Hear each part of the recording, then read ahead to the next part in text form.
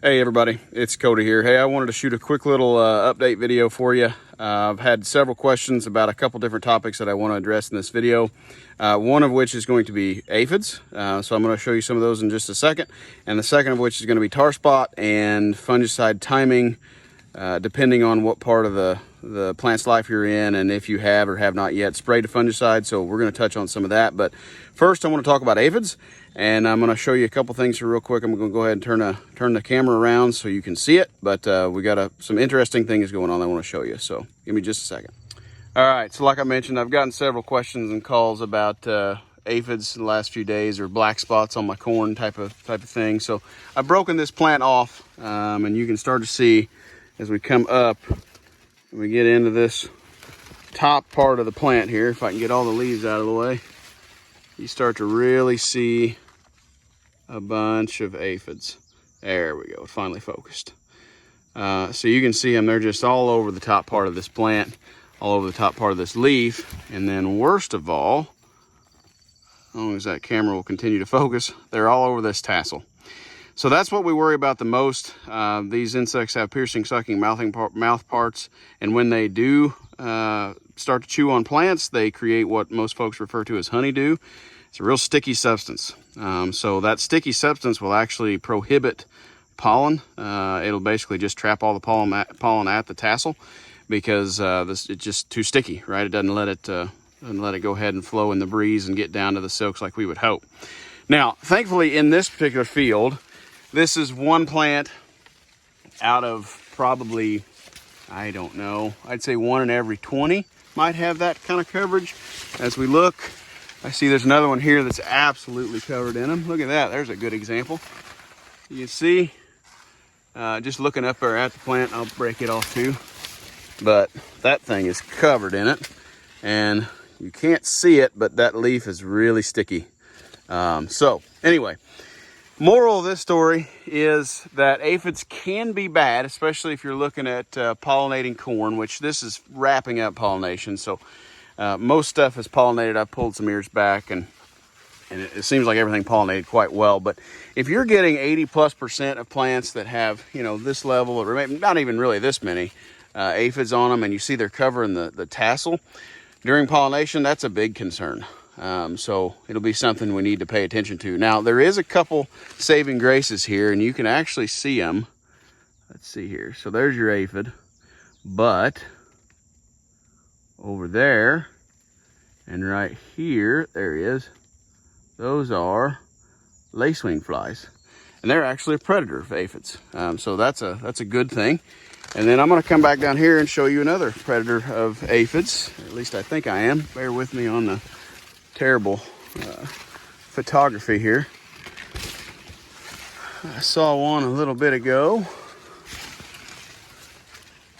Oh, there's a good picture of one right there. So for those of you that I'm sure have seen the really annoying little, they look like tiny little sweat bees, or that's what a lot of people, corn flies, that is the larvae to a hoverfly, which is what those actually are. And that thing, there's another one, is actually a predator for aphids as well. So you got lacewings, you've got the larvae of these hoverflies, and then you've also got, which I saw one a little bit ago here, there we go, right there. We've also got ladybug larvae. So we've got 3 big predators out here that are pretty dang good at consuming a considerable amount of aphids. So you do have to keep that in mind. If you have a low population and you're seeing a lot of predators like this guy, that's a good thing. Actually, there's some aphids crawling right around him as well. So, sometimes this will take care of itself. Aphids tend to boom in population, and then the entire population will die out. It'll draw enough of a crowd from things like these ladybugs, lacewings, as well as the hoverfly larvae. And, the problem just kind of takes care of itself. But like I mentioned, if you're getting 80+% of plants in pollination that are covered up, there's a good possibility that it would be an issue for pollination. So that's something to keep in mind. Now, the next thing I'm going to hit on real quick is tar spot and fungicide timing. Okay, I've gotten the question quite a bit. I was looking around here. I was going to try to find a couple tar spot lesions, but in this field, it's pretty light. The corn is relatively young. Yeah, this stuff was planted back in about a week after Mother's Day. So Still fairly young. I'm sure there's tar spot out here. I just couldn't see any major lesions that I could show you. But here's the thing with fungicide timing and tar spot. So tar spot is really aggressive, right? The incubation period has been found to be anywhere from 10 to 12 days, maybe shorter depending on hybrid. But that's a really quick turnaround. So something like gray leaf spot that we battle year in, year out, just for reference, is closer to probably 21-ish days, maybe more. So there's a pretty big difference there about how quick something can spread, and tar spot can spread really rapidly, which we know. So gotten a lot of calls where a situation where a guy sprayed fungicide at tassel. So we're 21 days after, which we expect our fungicide residual to run out at that point.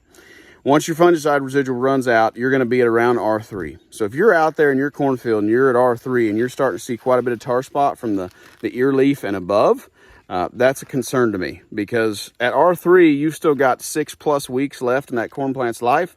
And with an incubation period of 10 to 12 days, you get the right conditions. Tar spot can absolutely annihilate some stuff. And by all my calculations, you need about 10 to 12 bushels, depending on what you're spraying and who you're having it sprayed by, right? There's a lot of factors there. But if you only need 10 to 12 bushels to break even, and you're seeing tar spot at the ear leaf and above at R3, I think it's a no-brainer to make that second application, because it will produce a positive ROI for you in most cases.